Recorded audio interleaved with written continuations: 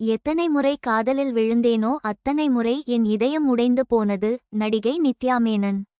தமிழ், தெலுங்கு, கன்னடம், மலையாள படங்களிலும் வர்த்தக விளம்பரங்களிலும் தனது அழகான முகத்தில் ஜொலிக்கும் அழகான சிரிப்பால் ரசிகர்களை கவர்ந்து வருபவர் நடிகை நித்யா மேனன்.